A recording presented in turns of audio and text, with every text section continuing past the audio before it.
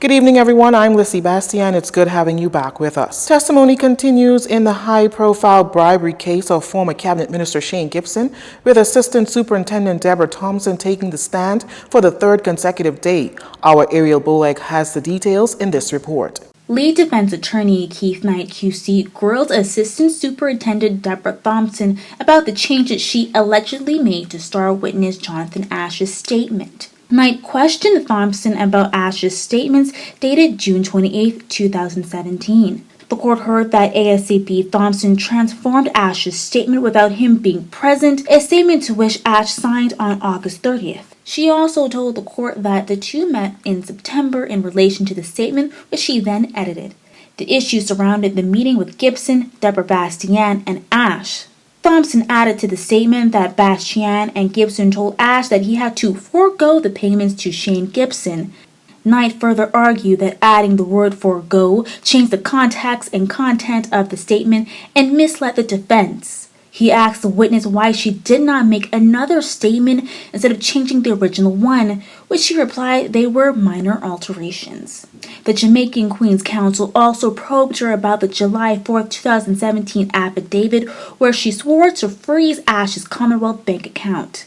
Knight asked if Ash was being investigated for fraud, as the affidavit stated she was the lead investigator in the matter, Ash fraudulently receiving public funds. ASAP Thompson clarified the order was to see if the funds were gained lawfully, adding that she did not draft the document and only signed it as a matter of emergency. The lead prosecutor also questioned if she was aware if Ash had immunity agreement at the time she took his statements. To that, ASAP Thompson replied she understood Ash was still in talks about an agreement. The trial continues Thursday at 10 a.m. For JCN, I'm Ariel Boleg. Senators kicking off debate on the Disaster Reconstruction Authority Bill 2019. Leading off the debate, Senator Kwesi Thompson reiterated that the bill will make way for a $10 million loan guarantee and equity financing.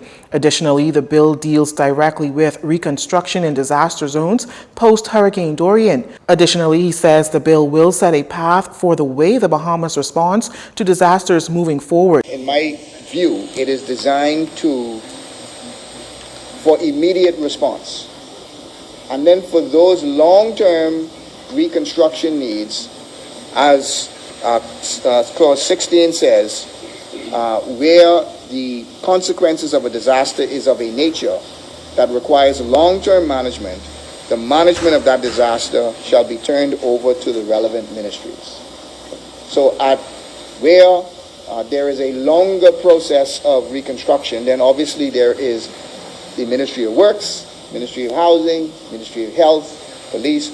All of these ministries then shall kick in then to take over from those local committees. While opposition senators, like their parliamentary colleagues, not supporting the bill, according to Senator JoBeth Colby Davis, the bill is a useless piece of legislation that adds more red tape and bureaucracy to an already bureaucratic system. If there is an issue with the National Emergency Management Agency, she says, then the government should do just what's necessary to fix NEMA. Chief among them, the bill is contradictory and unclear.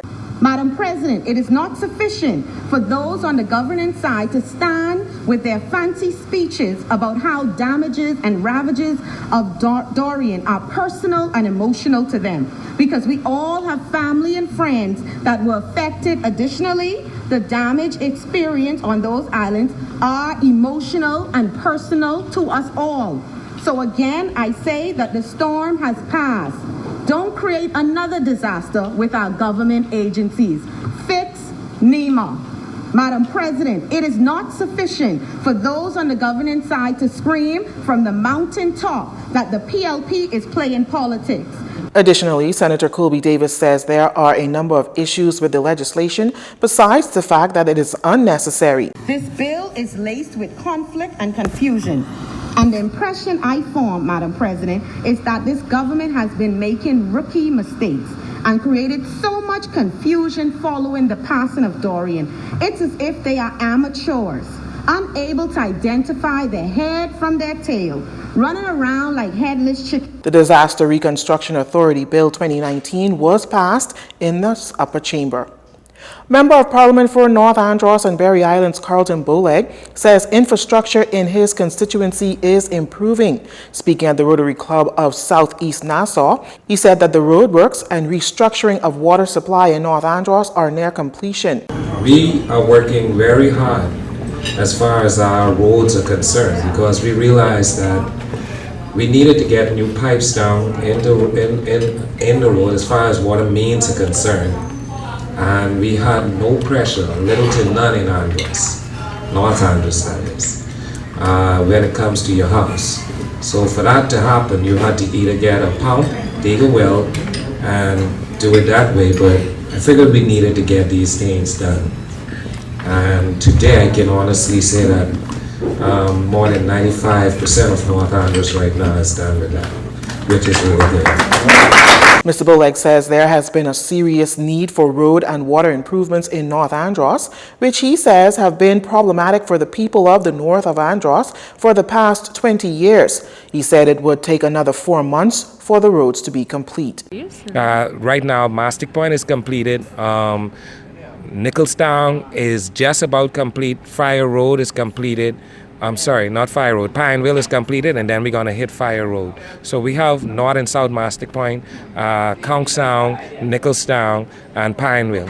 And we have Red Bays to go, and we have Fire Road to go. And they're going to be done very shortly. Cabinet's discussing lifting the moratorium on taxi cab and bus plates, according to Transport Minister Renwood Wells, as he says the government's looking at ways to enhance both the efficiency, look and quality of the transportation industry in the Bahamas. To the issue of leasing plates, Minister Wells reiterated that this is against the law, adding that this matter is also before Cabinet.